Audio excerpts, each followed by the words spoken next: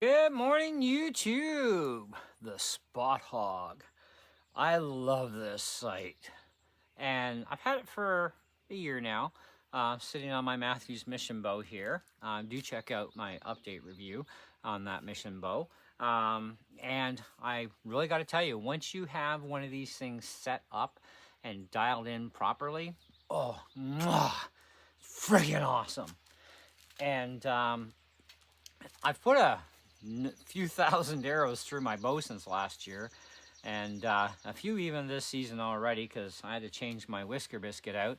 But I really honestly got to tell you, if you have not gotten a Spot Hog yet, might want to consider that as an option. Okay, now this is the one that has basically two pins or two filaments, top and bottom, because you have top side, which we're set at 20 yards, and our bottom marker is about 31-ish, 32 yards, is going to be your bottom pin. Okay, so you just, if you're within that range, you just lift the bow up a little bit.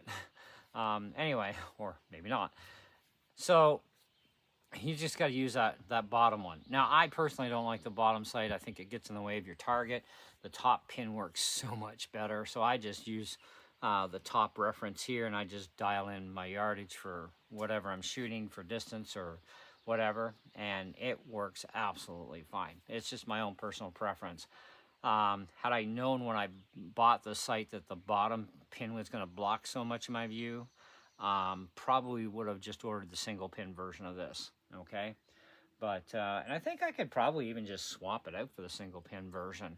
But then I just gotta make sure I totally ignore this bottom part. But and I generally do anyway, so it's not a big deal. Once you have this thing set up and dialed in for the draw weight that you're using on your bow, you set it and you forget it, other than your dial for your yardage that you're gonna have to adjust for, right? It was a little tricky when we set it up at the shop. I did have a lot of difficulties originally sighting this thing in and getting it with enough space up and down without having an arrow collision. And I made a few adjustments of my own as well after that, and I was able to get this thing going no problem. And if I remember correctly, my draw weight is set to around 56 pounds. But even 1 pound up or down will throw this thing out. There's a reason why they call them high precision sights. You dial literally yard by yard by yard by yard, okay?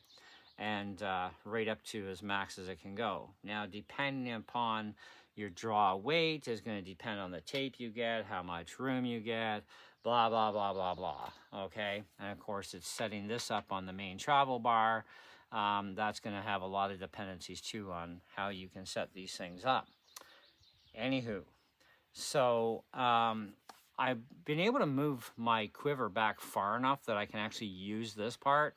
I had the quiver a lot more forward, but then of course it has its own issues, like my stand wouldn't work right because it's too far forward and my arrows are long, you know, so it's kind of like, well, can we move this back? Yes. And so instead of using the included Allen screw, okay, which hides things, I get to use the glory knob. So if I want to, I can just quickly unscrew this, pull it out, and not have to worry about storage issues in the case when I'm traveling, okay, if I'm going to do that. But my case works well enough, I don't even have to take it off. But if I needed to take it off, I just got to remember where I set the sight at. Okay, I know I got one marker left in front of me, so yeah, I could take it off, put it back on. It will not change anything about your settings, okay? It will just function as normal. The tolerances are extremely tight in the machining on this thing, so they made this thing so that it's not going to go wacky on you, okay? And that's really good. Now, the other thing I initially had a problem with was we had set up the sight very much far forward, and that made it very difficult because the more far forward your sight is, so more sticking out, the harder it's going to be to hold things stable, especially at a longer range, okay?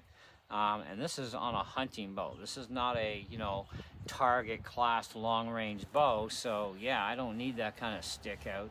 either way. And that stick out does affect your range too, even if everything else is fine. So you got to kind of find that happy spot, which I did, okay?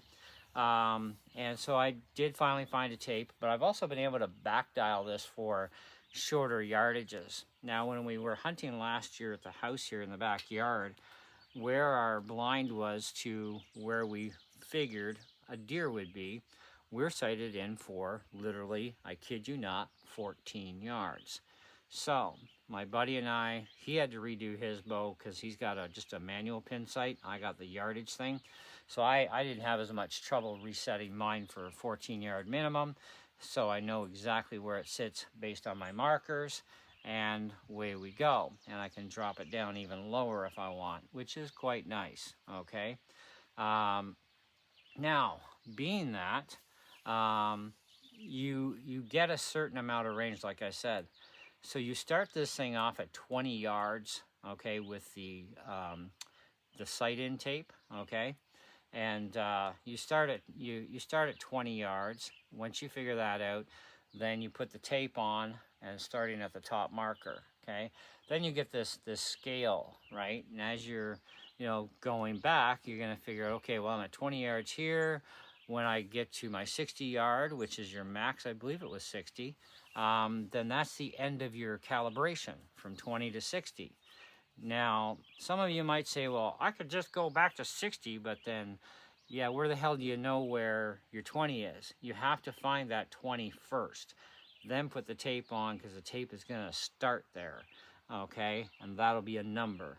And then you go from there, and you go out of your 60 yards, and then you figure out what tape you need, and then depending on how you've set all this stuff up will depend on how much you can go up or down, okay? Mostly down because it goes up, and that's going to give you your maximum range. So now, a lot of that too is going to be determined upon how much draw weight. Now, like I said, I'm around 56 pounds, so I can get quite far with this thing without having an arrow collision. I will not get my 100 yards though. To get my 100 yards, I would have to actually change my draw weight to 70 pounds, okay? And that means collapsing my limbs in all the way, and I can't pull 70, all right? So I'm not even gonna bother. But as soon as I adjust my weight though, it throws the calibration out. So if you're putting one of these things on your bow, you need to figure out what your draw weight is that you're dealing with. Now, if you're hunting bear, moose, animals like that, deer, with deer you only need 40 pounds a draw weight, but with moose and bear and such in Canada, you have to be, I believe it's at 50 pounds. I'm well over that. I'm very close to that 60-pound mark, but I don't even dare drop even a half a pound off each limb, okay? If I did that, then it throws my whole calibration out. That's how precise these sights are, okay? Now, they also give you 2 different rings, okay? I like the narrower ring. The fatter ring I found was nothing but a nightmare for me. So I just use the narrower ring in the package. Now, these are also light up as well, but they don't come with a light. You can buy your own light separately, and it just screws in.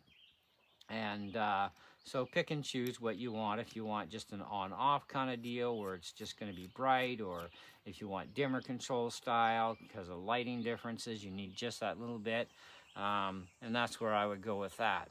Just keep in mind, in really super cold weather, these lights sometimes can malfunction because they're just too cold, and batteries get cold, and so that's something that we did run into with the lights, and I have a few different styles of these lights, and this seems to be the best one to withstand cold weather, but it's just an on-off deal, okay? My dimmer ones didn't like the cold, so it's kind of like, that kind of sucks. But anyway, for the 350 bucks Canadian, they do make their sights left or right-handed. I don't know how many of them they do that way, but this one did come that way. And this has the 2 pins, and it's fine. I just use the top pin anyway. I have no issue with having this thing at an easy 4.5 out of 5. And I don't see any other reason to ever do another update on this. I mean, my bow might get a third update, like main review, and we just did the update today, and I may do a 3-year update on the bow, don't know. But I don't see a need to do anything past this. If you're looking for high precision sight, there are a lot of choices on the market. This is one of them. And considering the cost of this one, I think it's pretty good. I mean, I've literally had 0 issues and it dialed in perfect for me. So I have no complaints, okay?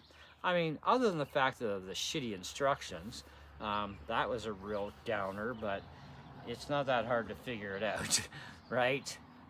You'll figure it out, you'll get it set up, but their instructions are literally trash for how to even put the whole thing together and get it going. So that is one thing they do need to improve on. So not perfect, loses a bit there. So that's where we are with our final score on this.